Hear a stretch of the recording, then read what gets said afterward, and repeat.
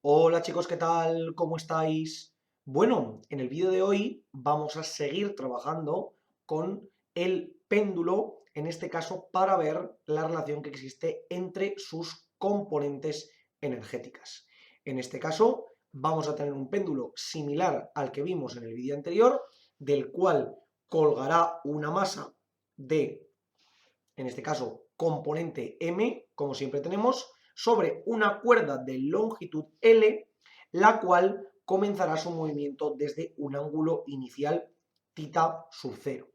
Hay que tener en cuenta que en este caso el ángulo tita 0 o cualquier otro ángulo con el que trabajemos no va a necesitar una aproximación para pequeños o para pequeñas oscilaciones. Es decir, que en este caso nuestros cálculos valdrán para absolutamente cualquier tipo de variación angular que tengamos, ¿de acuerdo?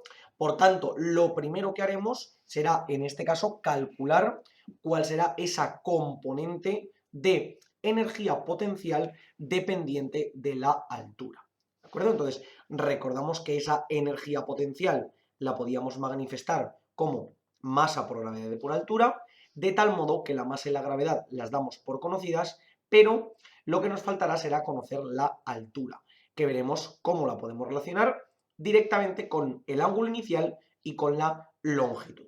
Entonces, lo primero que hacemos, como siempre, sería establecer cuál es el origen de potencial de la altura. Y en este caso sería nuestra base, es decir, este punto sería el punto de h igual a 0. Por tanto, nuestra altura inicial sería esta longitud que tenemos aquí, que conoceríamos como h sub 0, es decir, la altura inicial sobre la que comienza nuestro movimiento. Y para ello tenemos que darnos cuenta que a la hora de calcular esta altura inicial, aquí se nos forma un triángulo rectángulo, el cual estaría formado por este lado de aquí abajo, la nueva altura que tendríamos aquí arriba y la longitud del péndulo, de tal modo que tendría el siguiente diagrama. Si nos damos cuenta, lo voy a dibujar aquí aparte para que nos quede un poquito más claro, de tal modo que aquí nos daríamos cuenta de que la hipotenusa de nuestro triángulo sería la longitud del propio péndulo, mientras que el cateto contiguo, como sabemos que hasta aquí abajo, desde el punto inicial, tiene que medir todo absolutamente lo mismo que la longitud, es decir, ese arco que nosotros hacemos hasta aquí abajo del todo tendría que ser la longitud, y sabemos que este trozo de aquí es la altura inicial que comienza nuestro movimiento, nos quedaría que, siendo este el ángulo inicial que nosotros vamos a utilizar, aquí nos faltaría que la diferencia entre la longitud total y la altura que tenemos como inicial sería precisamente ese L menos HC. Es decir, que desde este punto, es decir, desde donde corta la línea que tendríamos que nos marcaría la altura inicial hasta el punto donde comienza el establecimiento de nuestro caso en el péndulo, sería la diferencia entre la longitud total del péndulo menos la altura inicial. ¿Y esto qué es lo que nos permite? Pues nos permite relacionarla directamente con el coseno del ángulo inicial. Es decir, que veremos que el coseno de tita sub 0 será, en este caso, cateto contiguo, es decir, L menos h sub 0, todo dividido entre L. Y de esta manera nuestro objetivo será despejar la altura inicial. Por tanto, paso la L multiplicando, me quedaría L por el coseno de tita 0 igual a L menos H0, y lo que haré será pasar el H0 a la izquierda sumando y el L coseno de tita 0 a la derecha también restando en este caso. Es decir, que H0 sería L menos L coseno de tita 0, o lo que sería, podríamos sacar factor común la L y nos quedaría 1 menos el coseno de tita 0. Y esto sería la altura inicial, ¿de acuerdo? Podemos comprobarlo perfectamente. Si yo digo que el ángulo inicial es igual a 0, es decir, que para tita 0 igual a 0, esto nos quedaría que la altura inicial sería L por 1 menos el coseno de 0, y como sabemos que el coseno de 0 es igual a 1, nos quedaría L por 1 menos 1, es decir, L por 0 es decir, altura inicial igual a 0. ¿Eso qué significaría? Que si nosotros no abriésemos nada en el ángulo inicial, nuestro cuerpo empezaría aquí abajo. Por lo tanto, la altura sería exactamente la que tendríamos en el origen de potencial, es decir, exactamente igual a 0. Por lo tanto, nuestro cálculo es correcto. Por tanto, volviendo a lo que habíamos visto antes, esa energía potencial igual a masa por gravedad y por altura, en este caso veríamos que sería masa por gravedad y esta altura que hemos calculado aquí sería con la que nosotros trabajaríamos, es decir, SL por 1 menos el coseno de tita 0. De tal modo que esta sería la energía potencial que tendría nuestro sistema. Estamos hablando de que en este caso la energía potencial sería con respecto al momento en el que yo comienzo el movimiento. Y estoy suponiendo que el cuerpo comienza desde una posición totalmente estática, donde su velocidad inicial es estrictamente igual a 0. ¿Por qué digo esto? Porque tenemos que considerar que la energía total del sistema, como siempre, será su parte potencial más su parte cinética. Por tanto, estoy considerando que el movimiento tiene una velocidad inicial igual a 0. En caso de que no la tuviese, simplemente tendría que añadir en términos de energía cinética esa componente de 1/2 por la masa y por la velocidad inicial al cuadrado. ¿De acuerdo? Pero bueno, suponiendo que tenemos una velocidad inicial igual a 0, vamos a ver cómo se modifica esa velocidad según el ángulo se va haciendo más pequeño o más grande en sentido contrario. Es decir, nuestro movimiento iría siguiendo la trayectoria hasta, por ejemplo, llegar a un punto intermedio, donde en este caso yo podría trazar la nueva trayectoria intermedia de tal modo que aquí ahora tuviese un ángulo tita en general, ¿de acuerdo? Entonces, ¿qué ocurre? Que ahora la altura a la que se va a encontrar el cuerpo va a ser únicamente este trocito de aquí, sería esta altura h. ¿Qué es lo que habrá ocurrido? Que parte de la energía que antes era potencial, ahora se habrá convertido en energía cinética, ¿de acuerdo? Por tanto, la nueva energía potencial será masa por gravedad y por la altura nueva, que siguiendo la expresión que teníamos antes, si yo vuelvo a hacer este diagrama, pero en lugar de con tita 0 y con h0, con tita en general y con h en general, llegaría a la conclusión de que esto sería masa por gravedad y por longitud y por 1 menos el coseno de tita. Donde este tita lo que nos marca sería simplemente un ángulo en un instante temporal dentro de nuestro movimiento.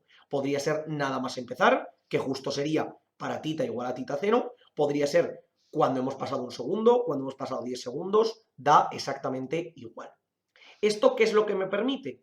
Que suponiendo que el sistema no pierde energía de ninguna manera, como aquí tendríamos una variación de energía potencial, lo que habría ocurrido es que al no perder energía cinética, sabemos que la energía mecánica tiene que ser constante y por tanto, si existe una variación de energía potencial, implica que esta variación se ha transformado en energía cinética. ¿De acuerdo? Por tanto, yo puedo calcular esa variación de energía potencial y igualarla a la energía cinética. Y de esa manera me permite calcular cuál será la velocidad que llevará el péndulo dependiendo del ángulo en el que se encuentre con respecto al origen. ¿A qué nos referimos con esto? Si yo calculo esa variación de energía potencial como energía potencial final menos energía potencial inicial, yo vería que esto sería energía potencial final, sería la energía potencial que tendríamos en cualquier momento, es decir, ese mg por L por 1 menos el coseno de tita, menos la energía potencial inicial, es decir, la que yo tendría cuando comenzaría mi movimiento.